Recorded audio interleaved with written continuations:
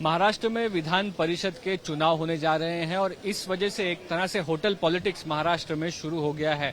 अलग अलग पार्टियों ने अपने एमएलएस को अलग अलग मुंबई की होटलों में रखा हुआ है और आपको बता दें ये उस समय पर जब अंबानी परिवार में भी मुंबई में शादी है और होटलों के भाव जो है मुंबई में वो ऑलरेडी काफी ज्यादा चल रहे हैं। ऐसे में लाखों रुपया खर्चा कर इन एमएलएस को अलग अलग होटलों में रखने की नौबत क्यों आई, इस वीडियो के जरिए हम आपको बताने की कोशिश करेंगे। महाराष्ट्र में एमएलसी चुनाव के लिए 11 जगह खाली हुई थी जिसमें 12 कैंडिडेट्स ने फॉर्म भरा है।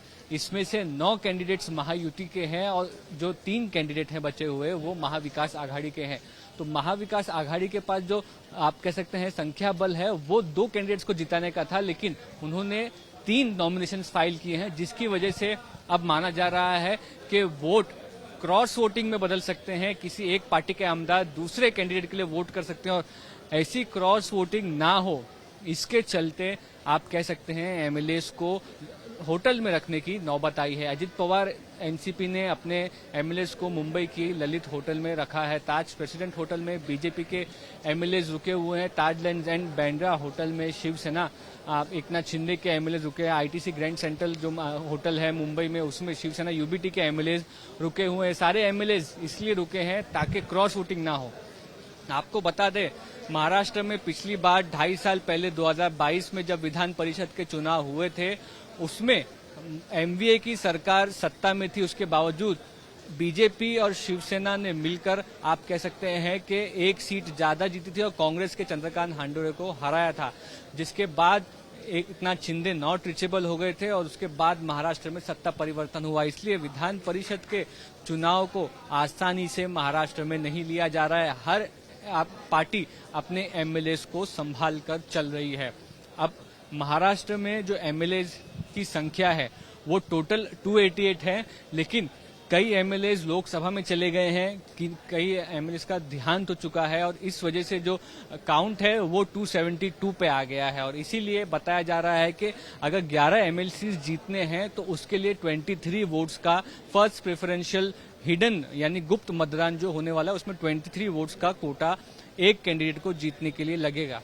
तो इसमें आप कहेंगे बीजेपी ने 5 कैंडिडेट्स अपने दे दिए हैं, शिवसेना एकनाथ शिंदे ने 2 कैंडिडेट दे दिए हैं, भावना गवली कृपाल तुमाने दोनों ही कैंडिडेट जो मेंबर ऑफ पार्लियामेंट थे, लेकिन उनको क्योंकि 2024 लोकसभा में चुनाव में टिकट नहीं दी गई तो उनको एमएलसी कर रिहेबिलिटेशन किया गया है। अजित पवार एनसीपी ने अपने 2 कैंडिडेट्स दिए हैं, कांग्रेस ने 1 कैंडिडेट दिया है, शिवसेना यूबीटी उद्धव ठाकरे ने मिलिंद नार्वेकर 1 कैंडिडेट दिया है और उसके साथ साथ शेकापा पक्ष है पीजेंट एंड वर्कर्स पार्टी, उसके जो जयंत पाटिल है वो भी इस नॉमिनेशन में या चुनाव में खड़े हैं। जयंत पाटिल जो है उनको शरद पवार यानी एनसीपी शरद चंद्र पवार पार्टी का जो है वो समर्थन है।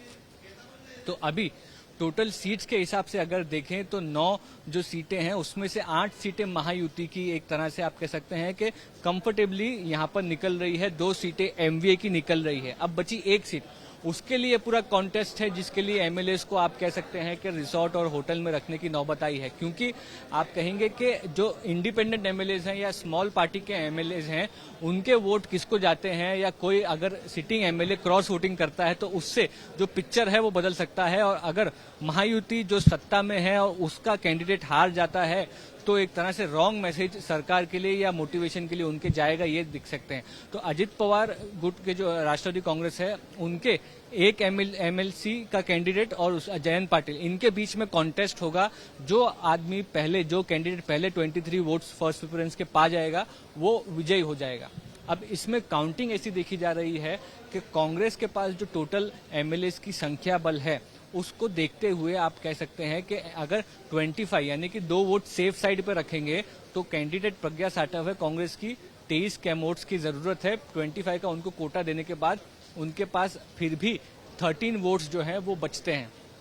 अगर 13 वोट्स में से 10 वोट्स शिवसेना यूबीटी के कैंडिडेट मिलिंद नार्वेकर को कांग्रेस दे देती है और खुद शिवसेना यूबीटी के पास 13 एमएलएज हैं या 15 एमएलएज हैं तो उनका भी हो जाता है, मिलिंद नार्वेकर का जो कोटा है वो 25 का कोटा सेफ हो जाता है। सेफ जोन में ये 2 कैंडिडेट चले जाते हैं। बचे जयंत पाटिल, बचे हुए 3 वोट्स कांग्रेस अगर जयंत पाटिल को देती है, उसके साथ साथ जो 14 वोट्स आप कह सकते हैं राष्ट्रवादी कांग्रेस शरद चंद्र पवार के पास है वो उनको मिलते हैं। उसके साथ साथ एमआईएम के 2, समाजवादी पार्टी के 2, पीजेंट्स वर्कर्स पार्टी का 1 वोट, सीपीआईएम का 1 वोट, और यहाँ पर आप कह सकते हैं कि बहुजन विकास आघाड़ी के पास 3 वोट्स है। अगर ये सारे वोट्स छोटी पार्टियों के इंडिपेंडेंस के मिल जाते हैं तो जयंत पाटिल भी विजयी हो जाएंगे, महायुति का कैंडिडेट हार जाएगा। अब एक्चुअली जिस दिन वोटिंग है उस दिन हिडन वोटिंग में कौन कैंडिडेट किस तरह से वोट करेगा, अभी फिलहाल इसका अंदाजा कोई नहीं लगा सक रहा है। लेकिन अगर कुछ आप कह सकते हैं कि क्रॉस वोटिंग होती है तो क्या अजित पवार जो कैंप के एमएलएज हैं वो शरद पवार के कहने पर क्रॉस वोटिंग करेंगे? क्योंकि लोकसभा के बाद से ये चर्चा काफी चल रही थी कि खुश नहीं है, आप कह सकते हैं कि शरद पवार के से 5 जना तय, अजित पवार के एमएलएज उनसे खुश नहीं है। ऐसा होता है तो महाराष्ट्र में विधानसभा चुनाव के 2 महीने पहले एक तरह से महायुति के लिए एम्बेरसमेंट हो सकता है। अब कल के चुनाव में क्या होगा ये तो कल पता चलेगा। कैमरा पर्सन किरण सफकाल के साथ मुस्तफा शेख, चुनाव आज तक।